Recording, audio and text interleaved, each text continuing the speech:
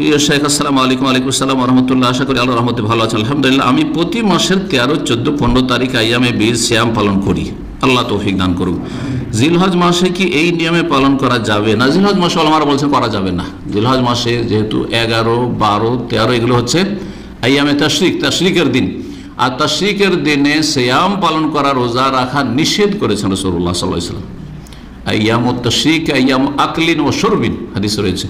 তাশরিকের দিনগুলি হচ্ছে এগুলো ঈদের দিনের অন্তর্ভুক্ত, খুশির দিনের অন্তর্ভুক্ত, বিনোদনের অন্তর্ভুক্ত, জায়েজ বিনোদন। এগুলি হচ্ছে পানাহারের দিন, আকলিন ও শরবিন, পানাহারের দিন। খাও দাও, ছেলে মেয়েকে নিয়ে একটু ঘোরাঘুরি করো, খাও দাও।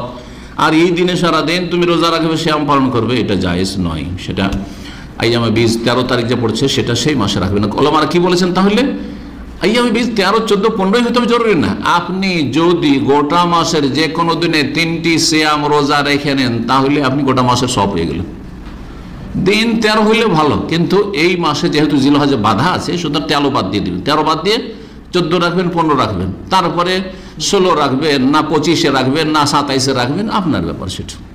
আরেকটা দিন, কোনো একটা দিন রেখে নেন। আপনি সোমবার, বৃহস্পতিবার আপনার অভ্যাস নেই তো কোনো এক সোমবার, বৃহস্পতিবার রেখে নেন, অথবা কোনো একটা ছুটির দিন আপনার রেখে নেন, কোনো অসুবিধা